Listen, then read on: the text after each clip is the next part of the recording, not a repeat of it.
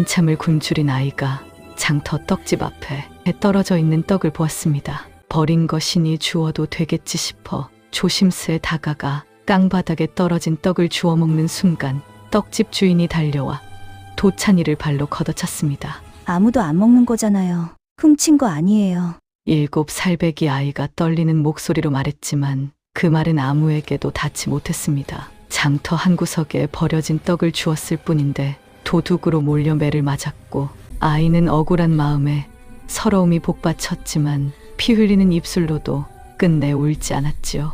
그 해는 지독한 흉년이 들어 온 마을 사람들이 굶주리던 때였습니다. 아이의 할아버지는 며칠째 굶다 못해 쓰러져 있었고 아이는 그런 할아버지를 살리려고 이 집 저 집 문을 두드렸지요.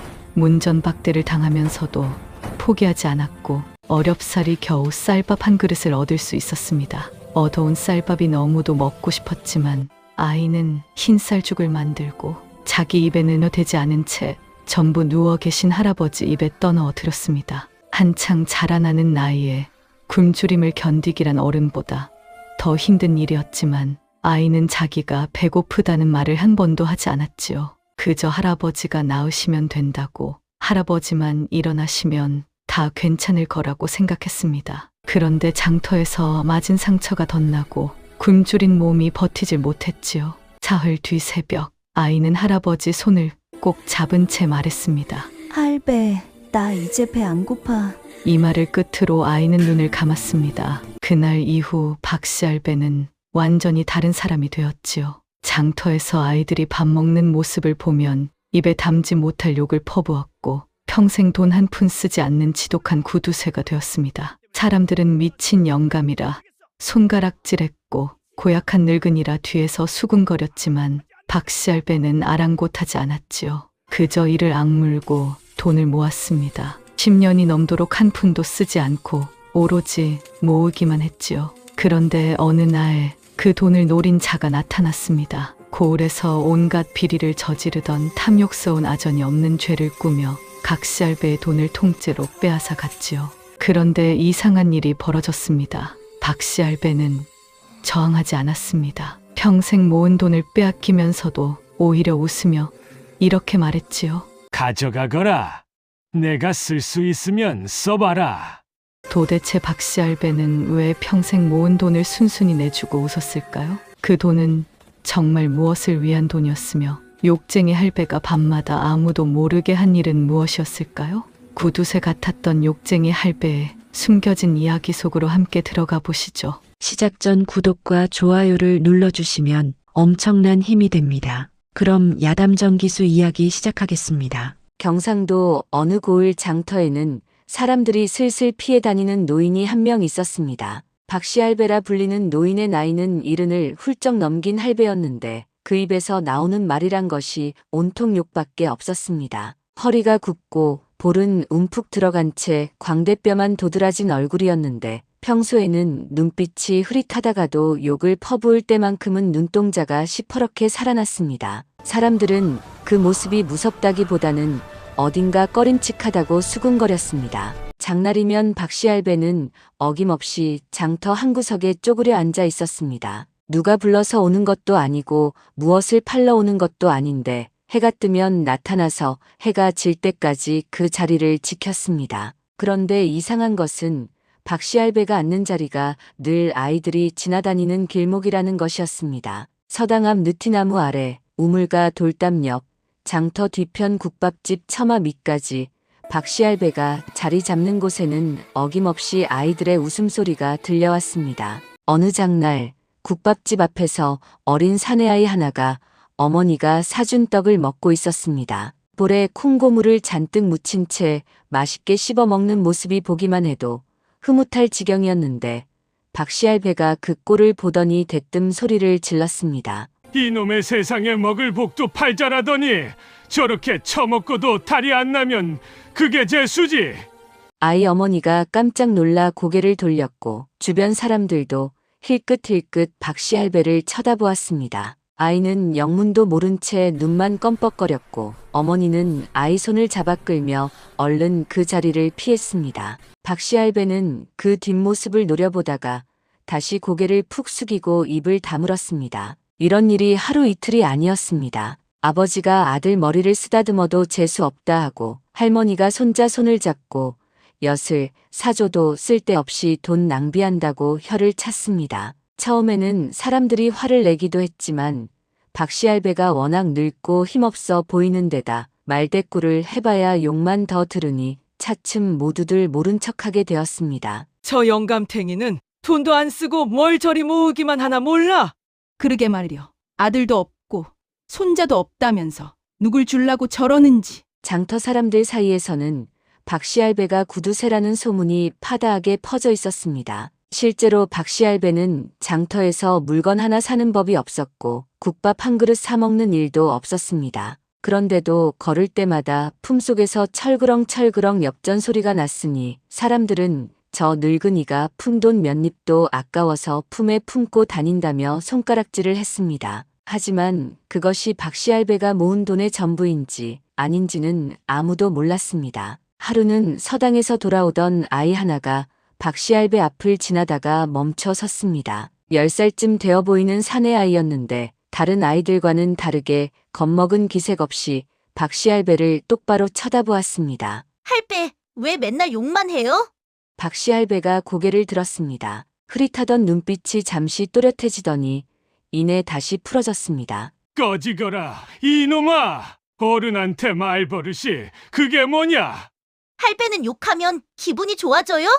박씨 할배는 대답 대신 지팡이를 들어 휘둘렀고 아이는 깔깔 웃으며 달아났습니다. 박씨 할배는 한참 동안 아이가 사라진 쪽을 바라보다가 천천히 지팡이를 내려놓았습니다. 그 순간 박씨 할배의 입가가 미세하게 떨리는 것을 본 사람은 아무도 없었습니다. 장이 파하고 해가 뉘엿뉘엿 넘어갈 무렵 장터는 썰렁해졌습니다. 장사치들은 좌판을 걷고 집으로 향했고 아이들도 뿔뿔이 흩어졌습니다. 그제야 박씨 할배가 느릿느릿 몸을 일으켰습니다. 굽은 허리를 펴지도 못한 채 다리를 질질 끌며 걷는 뒷모습이 유난히 쓸쓸해 보였습니다. 사람들은 그 모습을 보면서도 누구 하나 말을 건네지 않았고 박씨 할배 역시 누구에게도 눈길을 주지 않았습니다. 욕쟁이의 구두쇠, 그것이 사람들이 아는 박씨 할배의 전부였습니다. 왜 늘 아이들 곁을 맴도는지, 왜 돈은 모으면서 한 푼도 쓰지 않는지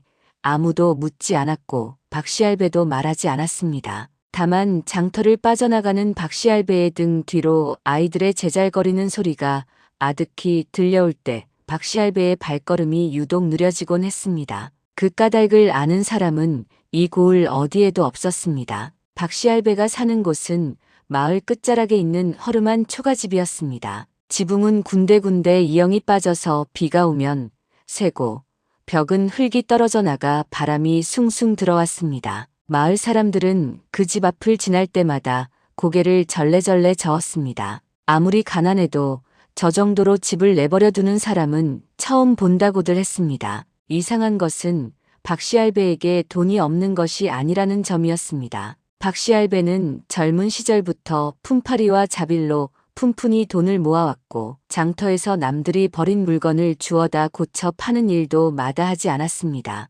그렇게 악착같이 번 돈을 박씨 할배는 단 한 푼도 쓰지 않았습니다. 집이 무너져도 고치지 않았고 몸이 아파도 약 한 첩 지어 먹지 않았습니다. 술은커녕 막걸리 한 사발도 입에 대는 법이 없었고 밥도 남들이 버린 찬밥이나 주워 먹기 일쑤였습니다. 마을에서 대장간을 하는 최씨 영감이 어느 날 박씨 할배를 붙잡고 물은 적이 있었습니다. 이복의 박씨, 자네도 모은다는 소문이 파다하던데 대체 뭐하러 그리 모으는겨? 저승 가서 쓸 것도 아니고.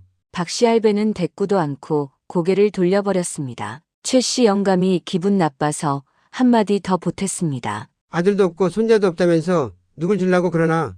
그 말에 박씨 할배의 눈빛이 순간 싸늘하게 변했습니다. 최씨 영감은 괜히 찔리는 기분이 들어 슬그머니 물러섰고 그 뒤로는 박씨 할배에게 돈 이야기를 꺼내는 사람이 없었습니다. 박씨 할배가 돈을 어디에 보관하는지 아는 사람은 없었습니다. 다만 걸을 때마다 품속에서 철그렁거리는 소리가 나는 것으로 보아 푼돈 몇 잎은 늘 몸에 지니고 다니는 것 같았습니다. 사람들은 그 소리를 들을 때마다 속으로 혀를 찼습니다. 돈에 미쳐서 밥도 제대로 안 먹고 집도 안 고치는 늙은이라고 저러다 돈 움켜쥐고 굶어 죽겠다고 수군거렸습니다. 하지만 박씨 할배가 평생 모은 돈이 품속에 그것뿐인지 아니면 어딘가에 따로 숨겨둔 것이 있는지는 아무도 알지 못했습니다. 실제로 박씨 할배의 몰골은 날이 갈수록 처참해졌습니다. 살은 빠질 대로 빠져서 뼈만 앙상하게 남았고 검버섯이 핀 얼굴에는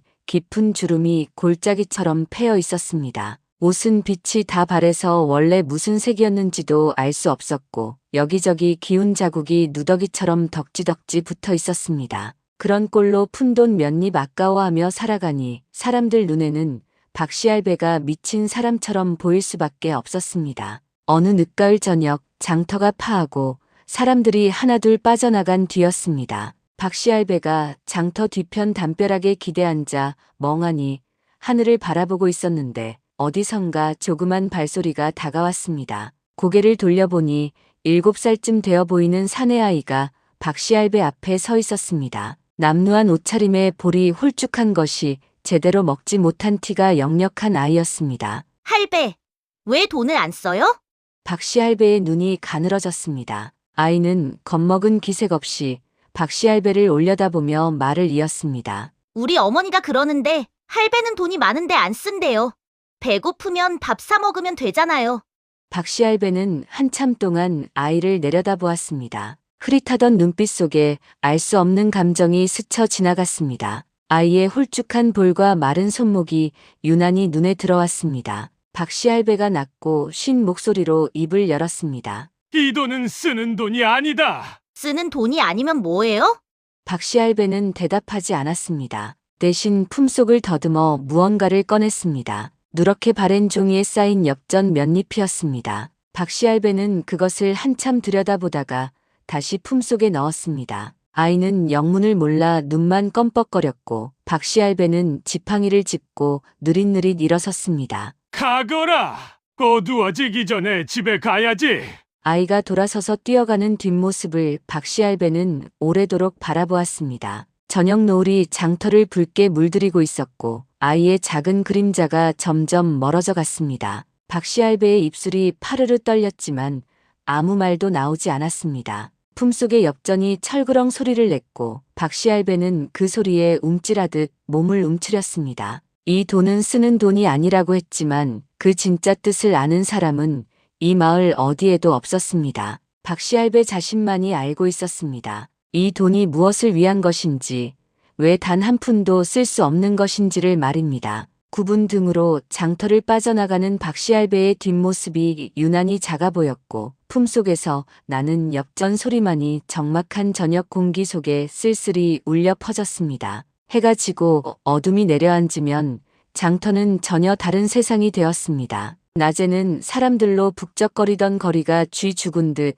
고요해지고 좌판이 늘어서 있던 자리에는 텅 빈 공터만 남았습니다. 간혹 취객이 비틀거리며 지나가거나 야경을 도는 포졸의 발소리가 들릴 뿐 대부분의 사람들은 집 안에서 문을 걸어 잠그고 잠자리에 들 채비를 했습니다. 그런 밤이면 박씨 할배는 슬그머니 집을 나섰습니다. 낮에 장터에서 욕을 퍼붓던 그 모습과는 사뭇 달랐습니다. 지팡이를 짚고 굽은 허리로 천천히 걷는 것은 같았지만 발소리를 죽이며 주변을 살피는 눈빛이 조심스러웠습니다. 한 손에는 보자기에 싼 무언가를 들고 있었는데 그것이 무엇인지 아는 사람은 아무도 없었습니다. 장터 뒤편에는 허물어진 담벼락 틈새가 있었습니다. 낮에는 아무도 거들떠보지 않는 곳이었지만 밤이 되면 갈 곳 없는 아이들이 그곳에 숨어들곤 했습니다. 부모를 잃은 아이, 집에서 쫓겨난 아이, 굶주림을 피해 떠돌아다니는 아이들이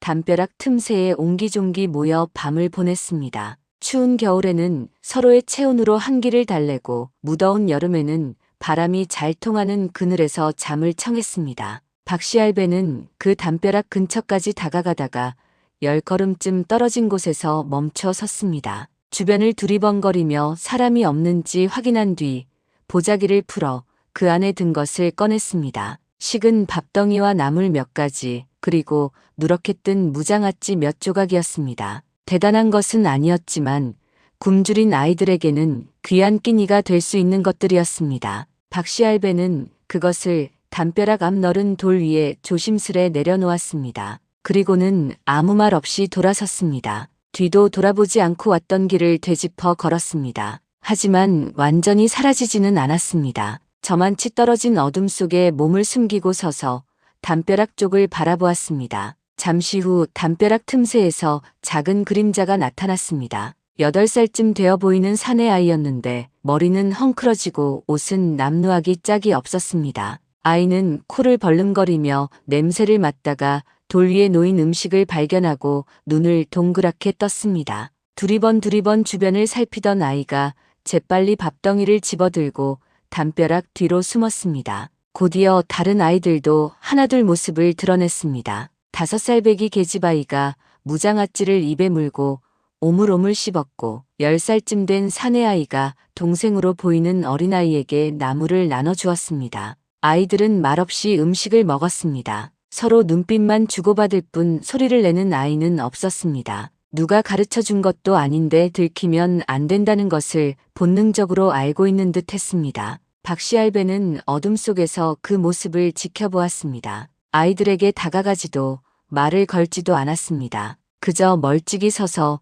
아이들이 밥을 먹는 모습을 바라볼 뿐이었습니다. 흐릿하던 눈빛 속에 알 수 없는 감정이 스쳐 지나갔습니다. 낮에 장터에서 아이들을 향해 욕을 퍼붓던 그 눈빛이 아니었습니다. 차라리 슬픔에 가까운, 아니 그보다 더 깊은 무엇이 박씨 할배의 눈 속에 고여 있었습니다. 아이들이 음식을 다 먹고 다시 담벼락 뒤로 사라지고 나서야 박씨 할배는 천천히 발걸음을 옮겼습니다. 굽은 등이 달빛 아래 더욱 작아 보였고 지팡이를 짚는 소리만이 적막한 밤거리에 쓸쓸히 울려 퍼졌습니다. 이런 일이 하루 이틀이 아니었습니다. 장이 서는 날이면 박씨 할배는 어김없이 밤에 장터 뒤편을 찾았고 아무도 모르게 음식을 놓아두고 돌아섰습니다. 비가 오는 날에는 나뭇잎으로 덮어두었고 추운 날에는 따끈한 국물이라도 담아왔습니다. 하지만 단 한 번도 아이들 앞에 모습을 드러내는 법이 없었습니다. 그런데 어느 날 밤 뜻하지 않게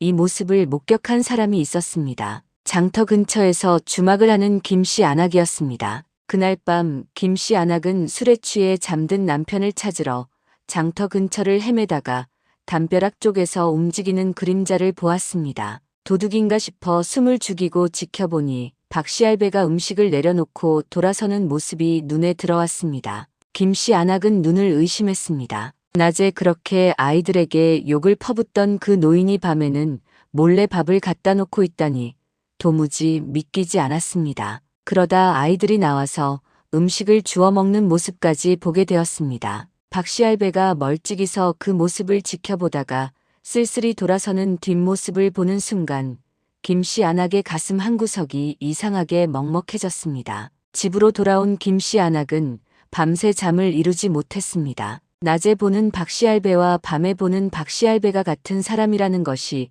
도무지 이해되지 않았습니다. 왜 대놓고 밥을 주지 않고 몰래 놓아두는 것인지, 왜 낮에는 그토록 욕을 퍼붓는 것인지 알 수 없었습니다. 다만 한 가지, 박씨 할배를 욕쟁이 구두쇠라고만 여겼던 자신이 어쩐지 부끄러워졌습니다. 김씨 안악은 그 일을 누구에게도 말하지 않았습니다. 말해봤자 믿을 사람도 없을 것이고 괜히 박씨 할배의 심기를 건드릴 것 같았기 때문이었습니다. 하지만 그 뒤로 장터에서 박씨 할배를 마주칠 때마다 김씨 안악은 괜히 눈을 피하게 되었습니다. 낮의 욕설과 밤의 침묵 사이에 무엇이 있는지 감히 묻지 못한 채 그저 마음 한구석에 불편한 짐 하나를 얹어두게 된 것이었습니다. 사람들은 박씨 할배에게 자식도 손자도 없다고 알고 있었지만 그것은 사실이 아니었습니다. 10여 년 전까지만 해도 박씨 할배에게는 도찬이라는 손자가 있었습니다.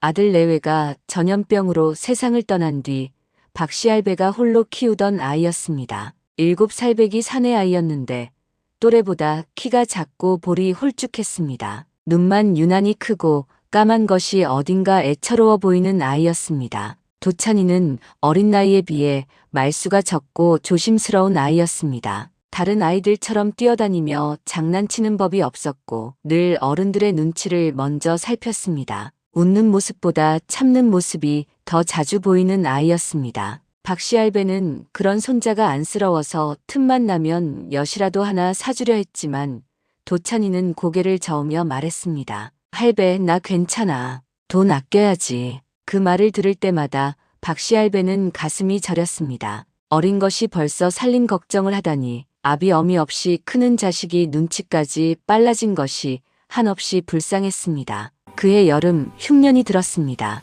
봄부터 비가 오지 않더니 논바닥이 쩍쩍 갈라지고 곡식이 말라 죽었습니다. 가을이 되어도 거둘 것이 없었고 굶주린 사람들이 거리로 쏟아져 나왔습니다. 먹을 것을 찾아 이 마을 저 마을을 떠도는 사람들이 줄을 이었고 장터에는 구걸하는 사람들로 가득 찼습니다. 박씨 할배도 끼니를 거르기 시작했습니다. 있는 것이라고는 쌀 서대가 전부였는데 그것마저 아껴서 손자에게 먹이려고 자신은 물만 마셨습니다. 하지만 늙은 몸이 버텨주질 않았습니다. 어느 날 아침 박씨 할배는 어지럼증을 느끼더니 그대로 쓰러지고 말았습니다. 정신을 차렸을 때는 이미 해가 중천에 떠 있었고 도찬이가 할아버지 옆에서 울먹이고 있었습니다. 할배, 일어나. 할배. 박씨 할배는 간신히 몸을 일으켰지만 기력이 없어 다시 누워야 했습니다. 그날부터 며칠을 꼼짝없이 누워 지내야 했습니다. 도찬이는 할아버지 곁을 떠나지 않고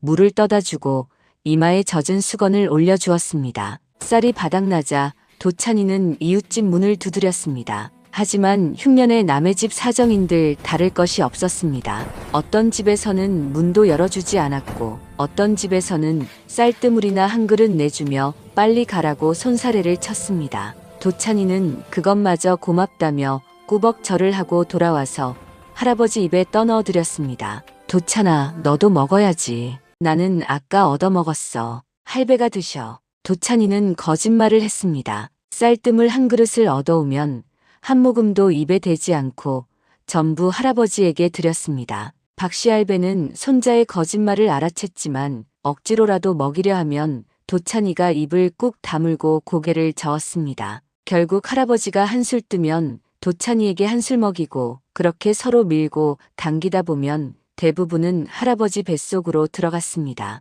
며칠이 지나자 도찬이의 얼굴은 날로 헬쑥해져 갔습니다. 한창 크는 나이였기에 허기짐은 어른보다 더했습니다. 늙은이는 굶어도 며칠을 버틸 수 있지만 성장기 아이의 몸은 그렇지 못했습니다. 먹어야 할 것을 먹지 못하니 눈이 움푹 들어가고 팔다리가 가늘어지고 걸음걸이마저 비틀거리기 시작했습니다. 그러던 어느 날 도찬이는 장터로 나갔습니다. 혹시 누가 먹을 것을 나눠주지 않을까 하는 마음에서였습니다. 장터 한쪽에서 떡 장수가 좌판을 걷고 있었습니다. 팔다 남은 떡 몇 개를 쓰레받기에 쓸어 담더니 그대로 길바닥에 버렸습니다. 상한 것도 아니고 멀쩡한 떡이었지만 다음 장날까지 두면 쉴 것이 뻔하니 그냥 버린 것이었습니다. 도찬이는 그 떡을 보았습니다. 버린 것이니 주어도 되겠지 싶어 조심스레 다가가 떡 하나를 집어들었습니다. 바로 그때였습니다.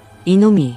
떡 장수가 도찬이의 멱살을 움켜쥐었습니다. 도찬이는 깜짝 놀라 눈이 휘둥그레졌습니다. 버린 거잖아요. 저 훔친 거 아니에요. 뭐, 버린 거라고. 이 도둑놈의 새끼가 말버릇은. 떡 장수는 도찬이의 뺨을 후려쳤습니다. 어린아이가 휘청거리며 땅바닥에 쓰러졌습니다. 주변 사람들이 모여들었지만 아무도 말리지 않았습니다. 흉년에 도둑이 들끓으니 혼쭐을 내야 한다며 오히려 부추기는 사람도 있었습니다. 요즘 같은 때 도둑질을 해? 이놈을 관가에 끌고 가야겠다. 아저씨, 저 도둑 아니에요. 버린 거 주운 거예요. 도찬이는 울지 않았습니다. 까만 눈에 눈물이 그렁그렁 맺혔지만 끝내 흘러내리지는 않았습니다. 대신 떨리는 목소리로 말했습니다. 아무도 안 먹는 거잖아요. 훔친 거 아니에요. 하지만 그 말은 아무에게도 닿지 못했습니다. 떡 장수는 도찬이를 몇 차례 더 때린 뒤에야 내팽개쳤습니다. 도둑질한 것도 아닌데 관가까지 끌고 가기는 귀찮았던 것이었습니다. 도찬이는 비틀거리며 일어나 장터를 빠져나왔습니다. 등에는 멍이 들었고 입술은 터져서 피가 흘렀지만 아이는 끝까지 울지 않았습니다. 집에 돌아온 도찬이는 할아버지 곁에 누웠습니다. 박씨 할배는 손자의 얼굴을 보고 화들짝 놀랐습니다. 도찬아, 이게 무슨 일이냐? 누가 이랬어? 넘어졌어, 할배. 괜찮아. 도찬이는 끝까지 말하지 않았습니다. 할아버지가 걱정할까봐, 아픈 몸으로 일어나실까봐 입을 다물었습니다. 박씨 할배는 손자의 거짓말을 알아챘지만 추궁할 기력조차 없었습니다. 그저 손자의 손을 꼭 잡고 눈물만 흘렸습니다. 그로부터 며칠 뒤 도찬이는 열이 올랐습니다. 굶주림에 지친 몸이 매를 맞고 나서 버티질 못한 것이었습니다. 박씨 할배가 간신히 몸을 일으켜 약을 구하러 다녔지만 흉년에 약을 구하기란 하늘의 별 따기였습니다. 이웃들도 약방 주인도 고개를 저을 뿐이었습니다. 사흘째 되던 날 새벽 도찬이가 할아버지를 불렀습니다. 할배, 왜 그러니 도찬아? 나 이제 배 안 고파. 그 말을 끝으로 도찬이는 눈을 감았습니다. 7살 채 피워보지도 못한 꽃이 그렇게 졌습니다. 박씨 할배는 손자의 싸늘한 몸을 끌어안고 밤새 울었습니다. 왜 진작 떡 하나 사주지 못했는지, 왜 쓰러져서 손자를 굶겼는지, 왜 살아있는 자기 대신 어린 것이 먼저 가야 하는지 원통하고 원통했습니다. 손자를 묻던 날 박씨 할배는 다짐했습니다. 다시는 이런 일이 없게 하겠다고, 돈이 없어서 아이가 굶어 죽는 일이 없게 하겠다고 이를 악물었습니다. 그날부터 박씨 할배는 돈을 모으기 시작했습니다. 한 푼도 쓰지 않고 오로지 모으기만 했습니다. 그 돈이 누구를 위한 것인지는 박씨 할배 자신만이 알고 있었습니다. 도찬이를 묻고 난 뒤 박씨 할배는 한동안 아무것도 하지 못했습니다. 밥도 먹지 않고 물도 마시지 않고 그저 손자를 묻은 뒷산 양지 바른 곳만 바라보며 하루하루를 보냈습니다. 이웃들은 저 영감도 곧 따라가겠구나 싶어 고개를 저었지만 박씨 할배는 죽지 않았습니다. 차라리 죽는 것이 나았을지도 모르지만 죽을 수가 없었습니다. 가슴속에 맺힌 것이 너무 크고 무거워서 눈을 감을 수가 없었던 것입니다. 보름쯤 지나 박씨 할배가 처음으로 장터에 나왔을 때 사람들은 깜짝 놀랐습니다. 반달 사이에 10년은 더 늙어 보였기 때문입니다. 원래도 야윈 얼굴이었는데 뼈만 앙상하게 남았고 등은 더 굽었으며 걸음걸이는 금방이라도 쓰러질 듯 위태로웠습니다. 하지만 무엇보다 달라진 것은 눈빛이었습니다. 예전에는 그저 흐릿하고 피곤해 보이던 눈이 이제는 알 수 없는 분노로 이글거리고 있었습니다. 그날부터 박씨 할배의 입에서는 욕이 끊이질 않았습니다. 전에도 까칠한 영감이라는 소리를 듣긴 했지만 손자를 잃고 난 뒤에는 비교가 안 될 정도로 거칠어졌습니다.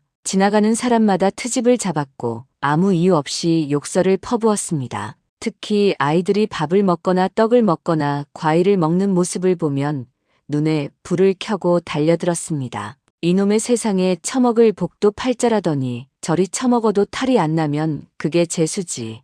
즉 어미 애비가 먹여 살리니까 저리 실컷 처먹는구나. 그 은혜를 알기나 하느냐. 사람들은 박씨 할배가 미쳤다고 수군거렸습니다. 손자를 잃고 정신이 나갔다느니 원래 고약한 성격이 더 심해졌다느니 온갖 말이 떠돌았습니다. 아이를 데리고 장터에 나온 부모들은 박씨 할배를 보면 얼른 피해갔고 아이들은 무서운 할배라며 울음을 터뜨리기도 했습니다. 하지만 아무도 몰랐습니다. 박씨 할배의 욕이 진짜 누구를 향한 것인지를 말입니다. 아이들이 떡을 먹는 모습을 볼 때마다 박씨 할배의 눈앞에는 도찬이의 얼굴이 떠올랐습니다. 장터에서 돌아와 온몸에 멍이 들고 입술이 터져 피를 흘리면서도 넘어졌다며 거짓말을 하던 손자의 모습, 끝까지 울지 않던 그 눈빛이 떠올랐습니다. 아이들이 밥을 먹는 모습을 볼 때마다 쌀뜨물 한 그릇도 자기는 마시지 않고 할아버지에게 떠넣어 주던 손자의 손이 떠올랐습니다. 배가 고파서 눈이 움푹 들어가고 팔다리가 가늘어지던 도찬이의 모습이 마지막으로 나 이제 배 안 고파라고 말하던 그 떨리는 목소리가 귓가에 맴돌았습니다. 박씨 할배가 욕을 퍼붓는 것은 아이들에게 화가 나서가 아니었습니다. 배불리 먹는 아이들이 믿거나 부러워서도 아니었습니다. 다만 그 모습을 볼 때마다 자신이 지키지 못한 손자가 떠올라 미칠 것 같았기 때문이었습니다. 왜 도찬이는 저렇게 먹지 못했는가? 왜 도찬이는 버려진 떡 하나 주었다고 매를 맞아야 했는가?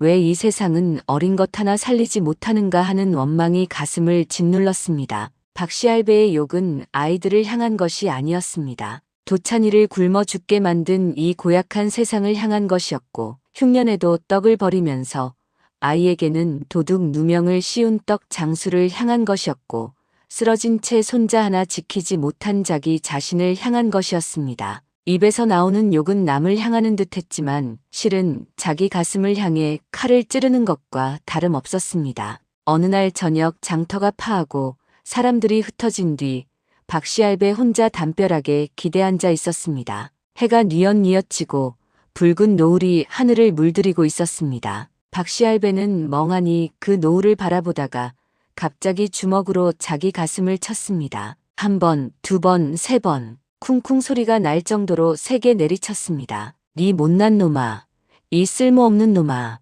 박씨 할배의 입에서 신음 같은 소리가 새어나왔습니다. 누구도 듣는 사람이 없는 빈 장터에서 박씨 할배는 스스로를 향해 욕을 뱉었습니다. 낮에 아이들에게 퍼붓던 그 욕보다 더 지독한 욕이었습니다. 손자 하나 못 지킨 놈이 무슨 낯으로 살아있느냐. 내가 쓰러지지만 않았어도 내가 떡 한 조각이라도 사줬으면 도찬이가 죽었겠느냐. 이 쓸모없는 늙은이야. 박씨 할배의 눈에서 눈물이 흘러내렸습니다. 낮에는 욕쟁이로 구두쇠로 미친 영감으로 불리며 사람들의 손가락질을 받았지만 밤이 되면 이렇게 혼자 가슴을 치며 울었습니다. 그 울음을 아는 사람은 아무도 없었습니다. 장터에서 박씨 할배를 피해 다니는 사람들도, 무서운 할배라며 우는 아이들도, 저 영감은 돌았다고 수군거리는 이웃들도 박씨 할배의 진심을 알지 못했습니다. 낮에 퍼붓는 욕 뒤에 무엇이 숨어 있는지, 밤마다 혼자 얼마나 울고 있는지, 왜 돈은 모으면서 한 푼도 쓰지 않는지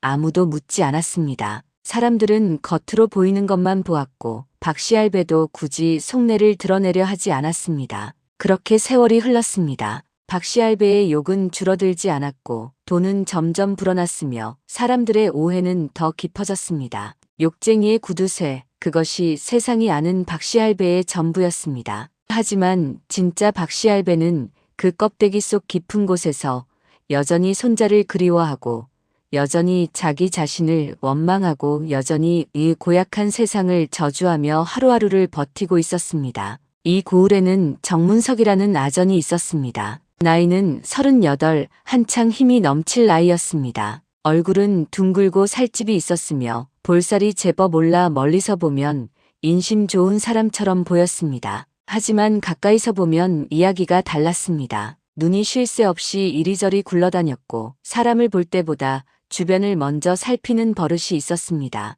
무엇보다 눈빛 깊은 곳에 욕심이 또아리를 틀고 앉아있는 것이 훤히 보였습니다. 정문석은 관아에서 곡식 장부를 맡고 있었습니다. 고을에 들어오고 나가는 곡식의 양을 기록하고 관리하는 일이었는데 이 자리가 얼마나 기름진 자리인지 아는 사람은 알았습니다. 장부 한 줄만 슬쩍 고쳐 써도 곡식 몇 섬이 자기 손에 떨어지는 것이었습니다. 정문석은 그 기회를 놓치지 않았습니다. 올해 수확량이 작년보다 줄었으니 장부에는 이렇게 적어야겠지. 정문석은 혼잣말을 하며 붓을 놀렸습니다. 실제로 거둔 곡식이 100섬이면 장부에는 90섬이라 적었습니다. 남는 10섬은 어디로 갔는가 하면 정문석의 곳간으로 들어갔습니다. 위에서는 장부만 보니 알 리가 없었고 아래에서는 감히 아전의 속셈을 캐물을 수가 없었습니다. 세금을 거둘 때도 마찬가지였습니다. 원래 내야 할 세금에 웃돈을 얹어받는 것은 예사였습니다. 백성들이 항의하면 정문석은 태연하게 말했습니다. 올해는 나라에서 특별히 더 거두라 했다. 내가 어쩌겠느냐. 거짓말이었습니다. 나라에서 그런 명을 내린 적이 없었습니다. 하지만 백성들이 어찌 알겠습니까? 관아에서 나온 아전이 그렇다고 하니 그런가 보다 하고 돈을 내는 수밖에 없었습니다. 정문석은 그 웃돈을 고스란히 제 주머니에 넣었습니다. 억울한 일을 당해 관아에 호소하러 온 백성들에게는 더 악랄했습니다. 정문석은 그들의 사정을 들어주는 척하다가 슬쩍 말을 돌렸습니다. 사정은 딱 하나, 관아에서 일을 처리하려면 비용이 드는 법이지. 얼마 정도는 내야 원님께 말씀이라도 올릴 수 있다네. 비용이랄 것도 없었습니다. 그냥 정문석이 지어낸 명목이었습니다. 울며 겨자 먹기로 돈을 내면 정문석은 그것을 챙기고 일은 대충 처리했습니다. 원님 귀에까지 가는 일은 드물었고 설령 갔다 해도 정문석이 중간에서 이리저리 말을 돌려 제 입속을 챙기는 것은 마찬가지였습니다. 고을 사람들은 분노했습니다. 장터에서 모이면 정문석 욕을 하지 않는 날이 없었습니다. 저놈이 또 웃돈을 얹어 받았다더라. 글쎄 말이여.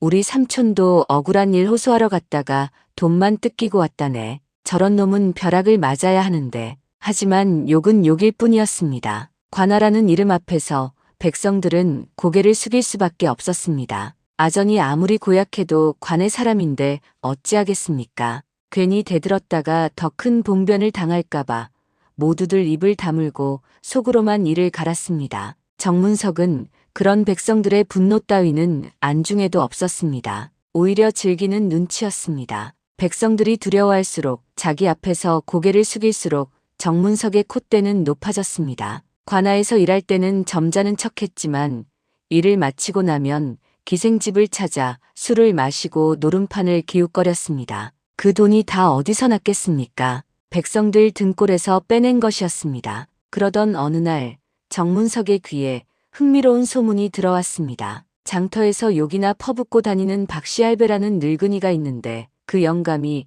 돈을 엄청나게 모았다는 것이었습니다. 한 푼도 안 쓰고 평생을 모았으니 곳간에 얼마가 쌓였는지 모른다는 소문이었습니다. 박씨할배, 그 욕쟁이 늙은이 말인가? 정문석은 코웃음을 쳤습니다. 처음에는 대수롭지 않게 여겼습니다. 그까짓 거지 같은 늙은이가 얼마나 모았겠느냐고 생각했습니다. 하지만 소문이 자꾸 귀에 들어왔습니다. 누구는 박씨할배 집에서 항아리가 여러 개 나왔다더라. 누구는 그 영감이 밤마다 돈을 세는 소리를 들었다더라. 온갖 풍문이 떠돌았습니다. 정문석의 눈이 번쩍 뜨였습니다. 욕심 많은 자의 귀는 돈 냄새에 민감한 법이었습니다. 더구나 박씨할배는 천하에 혼자 사는 늙은이였습니다. 자식도 없고 친척도 없으니 누가 나서서 막을 사람이 없었습니다. 게다가 욕쟁이의 구두쇠라 마을 사람들한테 미움만 받고 있으니 설령 무슨 일이 생겨도 편들어줄 사람이 없을 터였습니다.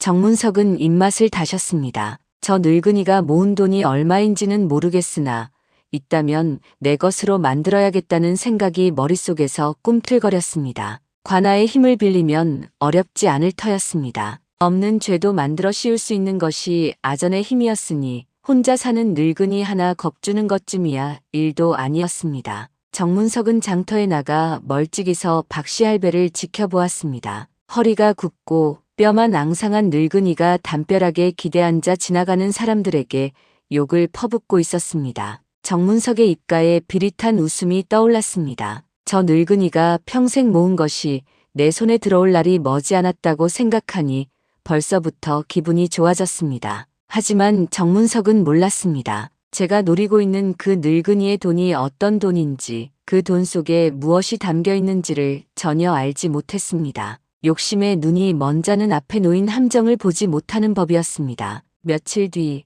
정문석이 박씨할배의 집을 찾아왔습니다. 해가 뉘엿뉘엿 질 무렵이었습니다. 마을 끝자락 허름한 초가집 앞에 선 정문석은 코를 찡그리며 주변을 둘러보았습니다. 지붕은 군데군데 이영이 빠져 있었고 벽은 금이 가서 바람이 숭숭 들어올 것이 뻔했습니다. 이런 곳에 돈을 쌓아두고 있다니 정문석은 속으로 비웃었습니다. 박 영감 나오시오. 정문석이 대문을 쾅쾅 두드리며 소리쳤습니다. 잠시 후 삐걱거리는 소리와 함께 문이 열리고 박씨할배가 모습을 드러냈습니다. 굽은 허리에 뼈만 앙상한 몸, 검버섯이 핀 얼굴에 깊은 주름이 골짜기처럼 패여 있었습니다. 박씨할배는 정문석을 올려다보며 눈을 가늘게 떴습니다. 뉘시오. 관아의 정문석이라 하오. 들어가서 이야기합시다. 정문석은 대답도 기다리지 않고 성큼성큼 안으로 들어갔습니다. 방 안은 좁고 어두웠습니다. 가구라고는 낡은 괴짝 하나와 깨진 항아리 몇 개가 전부였습니다. 정문석은 방 안을 휘둘러보며 입꼬리를 올렸습니다. 영감, 내 말 잘 들으시오. 관아에서 영감이 세금을 제대로 안 냈다는 고발이 들어왔소. 세금을 안 냈다고. 박씨할배의 눈빛이 잠시 흔들렸지만 이내 다시 무덤덤해졌습니다. 정문석은 그 반응을 보며 목소리에 힘을 주었습니다. 그렇소. 지난 3년치 세금이 밀렸다고 하더이다. 이대로 두면 곤장을 면치 못할 것이요. 하지만 내가 봐주면 모르는 일로 할 수도 있지. 새빨간 거짓말이었습니다. 박씨 할배가 세금을 안 낸 적은 없었습니다. 하지만 정문석은 그따위 것은 상관없었습니다. 없는 죄도 만들어 씌우는 것이 자기 일이었으니까요. 봐달라면 뭘 내야 하겠지. 박씨 할배가 낮게 물었습니다. 정문석은 속으로 쾌재를 불렀습니다. 늙은이가 겁을 먹었구나 싶었습니다. 듣자 하니 영감이 돈을 좀 모았다면서 그거 다 내놓으시오. 그러면 없던 일로 해주리다. 박씨 할배는 한참 동안 정문석을 바라보았습니다. 흐릿하던 눈빛 속에 알 수 없는 빛이 스쳐 지나갔습니다. 정문석은 그것을 두려움이라 여겼지만 사실은 그렇지 않았습니다. 줬소. 가져가시오. 박씨 할배가 담담하게 말했습니다. 정문석은 귀를 의심했습니다. 이렇게 쉽게 넘어올 줄은 몰랐습니다. 박씨 할배는 느릿느릿 방구석으로 가더니 마루 밑을 열었습니다. 그 안에는 크고 작은 항아리가 여러 개 숨겨져 있었습니다. 정문석의 눈이 휘둥그레졌습니다. 이게 다 돈이요? 평생 모은 것이요. 박씨 할배가 항아리 하나를 꺼내 뚜껑을 열었습니다. 안에는 엽전이 가득 들어 있었습니다. 정문석은 침을 꿀떡 삼켰습니다. 항아리가 대여섯 개는 되어 보였으니 엄청난 돈이 틀림없었습니다. 이걸 그냥 내준단 말이요? 가져가라. 내가 쓸 수 있으면 써봐라. 박씨 할배가 웃었습니다. 이상한 웃음이었습니다. 체념도 아니고 분노도 아닌 무언가를 기다리는 듯한 묘한 웃음이었습니다. 정문석은 그 웃음이 거슬렸지만 돈 앞에서 신경 쓸 겨를이 없었습니다. 얼른 항아리들을 챙겨 지게에 지고 집을 나섰습니다. 그날 밤부터 정문석의 흥청망청한 생활이 시작되었습니다. 기생집을 통째로 빌려 밤새 술판을 벌였고 노름판에서는 돈을 물 쓰듯 뿌렸습니다. 그동안 눈치 보며 조금씩 빼돌리던 것과는 차원이 달랐습니다. 한꺼번에 큰 돈이 들어오니 정신을 못 차렸습니다. 주변에서 어디서 그 돈이 났느냐고 물으면 정문석은 콧방귀를 뀌었습니다. 운이 좋았지.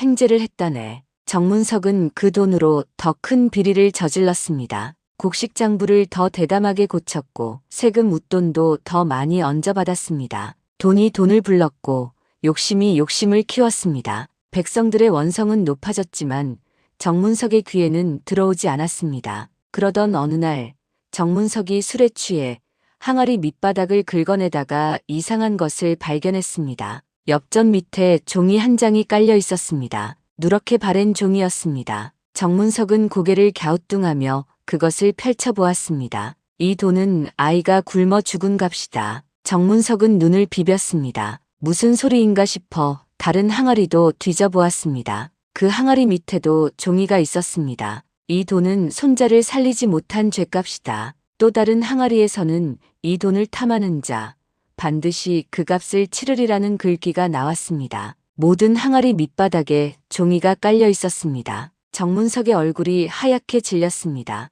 그제야 박씨 할배가 웃으며 했던 말이 떠올랐습니다. 내가 쓸 수 있으면 써봐라. 그것은 저주였습니다. 이 돈을 탐하는 자에게 내리는 저주. 하지만 그것이 끝이 아니었습니다. 며칠 뒤 관아에 난리가 났습니다. 고을 원님 앞으로 두툼한 서찰이 올라왔는데 그 안에는 정문석의 비리가 낱낱이 적혀 있었습니다. 곡식장부를 어떻게 조작했는지, 세금을 얼마나 착복했는지, 백성들에게 얼마를 뜯어냈는지, 날짜와 액수까지 정확하게 기록되어 있었습니다. 그리고 그 서찰 끝에는 마을 훈장 유성재의 이름이 적혀 있었습니다. 유성재는 50줄의 선비로 이마가 넓고 눈매가 부드러운 사람이었습니다. 평소 말이 적고 품행이 반듯하여 고을 사람들의 존경을 받는 인물이었습니다. 그런 훈장이 직접 나서서 고발장을 올렸으니 원님도 무시할 수가 없었습니다. 알고 보니 박씨 할배가 이미 오래전에 유성재를 찾아갔던 것이었습니다. 자신이 모은 돈과 함께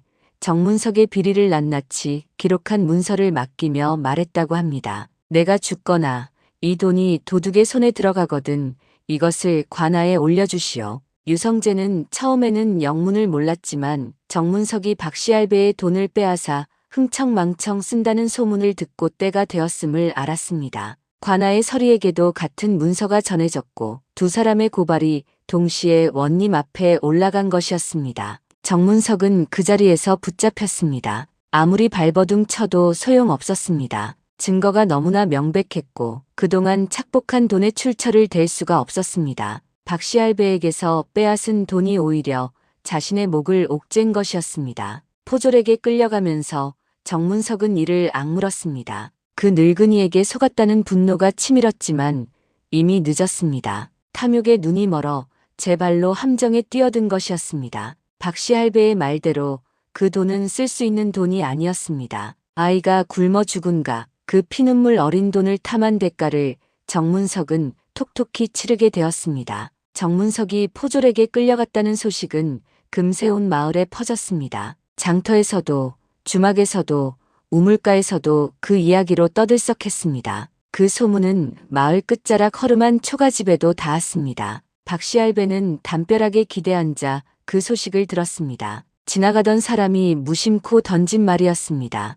그 아전 정문석이 붙잡혀 갔다더군. 비리가 들통났다나 봐. 박씨 할배는 아무 대꾸도 하지 않았습니다. 그저 고개를 끄덕이고 하늘을 올려다보았습니다. 맑은 하늘이었습니다. 구름 한 점 없이 푸른 하늘을 한참 바라보던 박씨 할배의 입에서 낮은 중얼거림이 새어나왔습니다. 도찬아, 이제 다 끝났다. 그날 밤 박씨 할배는 방 안에 반드시 누웠습니다. 천장을 바라보며 손자 생각을 했습니다. 7살에 굶어 죽은 그 아이, 버려진 떡 하나 주었다가 매 맞고 죽은 그 아이. 10여 년 동안 하루도 잊은 적이 없었습니다. 이제 그 아이 곁으로 가도 되겠다 싶었습니다. 할 일은 다 했으니까요. 할배가 간다, 도찬아. 오래 기다렸지. 박씨 할배는 눈을 감았습니다. 그리고 다시 뜨지 않았습니다. 다음 날 아침 이웃집 사람이 물을 기르러 가다가 박씨 할배의 집 앞을 지나게 되었습니다. 문이 열린 채 인기척이 없어 이상하다 싶어 들여다보았습니다. 박씨 할배는 방 안에 반드시 누운 채 숨을 거두고 있었습니다.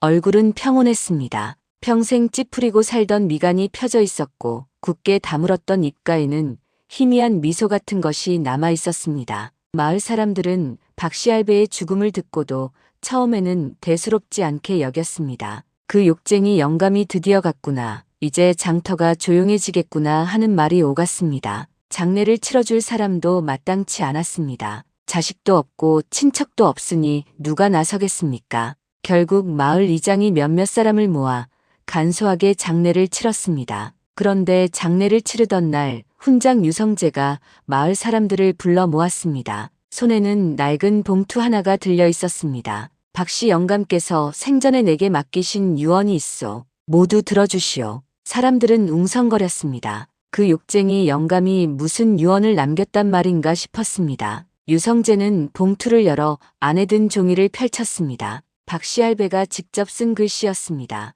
삐뚤빼뚤하지만 한 글자 한 글자 정성을 들여 쓴 것이 역력했습니다. 나 박씨는 평생 욕쟁이로 살았소. 사람들이 나를 미친 영감이라 불렀고 구두쇠라 손가락질했소. 나도 알고 있었소. 하지만 변명하지 않았소. 변명해봤자 무슨 소용이 있겠소. 유성재의 목소리가 마당에 울려 퍼졌습니다. 사람들은 숨을 죽이고 귀를 기울였습니다. 나는 아이를 살리지 못한 어른이요. 내 손자 도찬이가 7살에 굶어 죽었소. 버려진 떡 하나 주었다가 도둑으로 몰려 맞고 그 상처가 덧나 죽었소. 내가 떡 한 조각 사줄 돈이 있었더라면, 내가 쓰러지지 않고 버텼더라면 그 아이는 죽지 않았을 것이오. 마을 사람들 사이에서 술렁임이 일었습니다. 박씨 할배에게 손자가 있었다는 것을 아는 사람은 거의 없었습니다. 10여 년 전 일이었으니 기억하는 사람이 드물었고 박씨 할배가 입 밖에 낸 적도 없었습니다. 그날 이후 나는 돈을 모았소.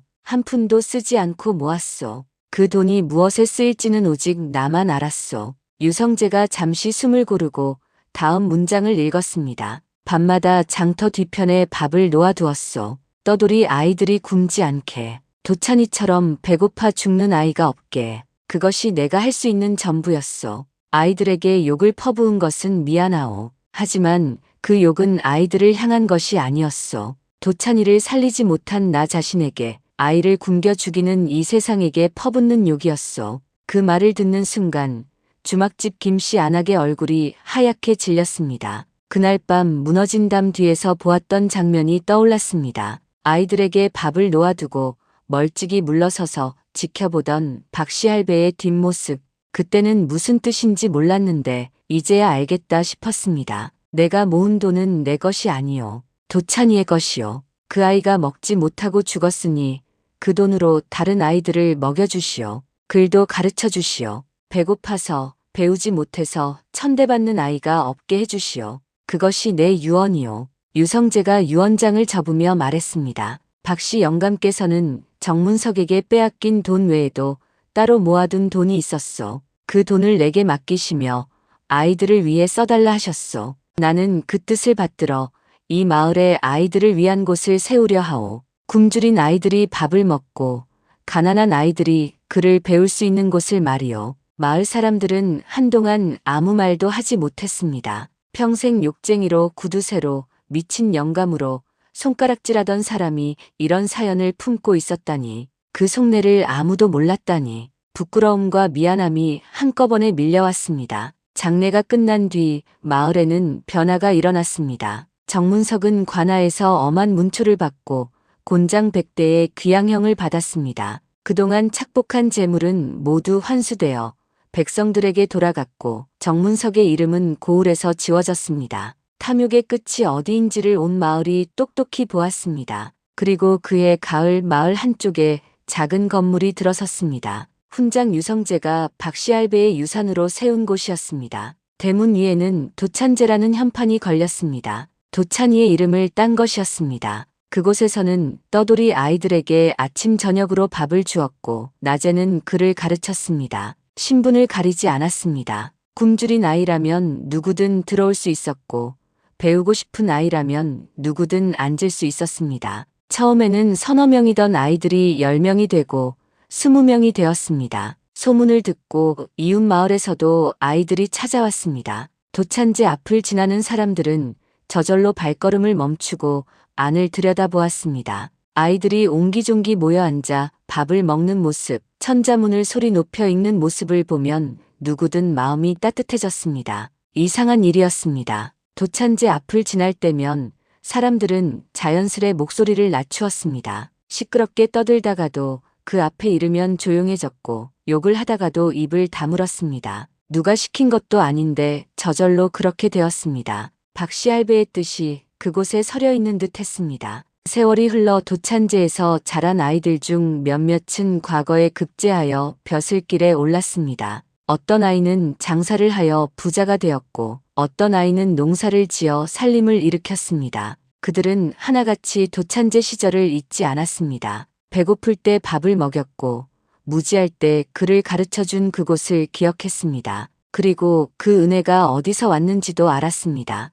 훗날 사람들은 박씨 할배를 다시 이야기하게 되었습니다. 예전처럼 욕쟁이라 부르는 사람은 없었습니다. 대신 이렇게 말했습니다. 그 어르신은 평생 욕만 하고 산 줄 알았는데 알고 보니 그게 아니었어. 돈을 모은 것도 제 욕심이 아니라 아이들을 위한 것이었다더군. 겉과 속이 다른 사람이었어. 겉은 거칠었지만 속은 따뜻했지. 사람들은 박씨 할배를 평생 돈 한 푼 쓰지 않은 욕쟁이로만 기억했습니다. 그러나 박씨 할배는 돈을 사랑한 사람이 아니었습니다. 돈이 없어서 생명을 잃는 세상을 두려워한 사람이었습니다. 손자를 잃은 슬픔을 가슴에 묻고 다른 아이들만은 살리겠다는 일념으로 평생을 버틴 사람이었습니다. 아전 정문석은 돈을 얻었지만 모든 것을 잃었습니다. 탐욕에 눈이 멀어 남의 것을 빼앗았고 그 돈으로 더 큰 죄를 저질렀습니다. 결국 그 돈이 자신의 목을 옥죄어 귀양길에 오르고 말았습니다.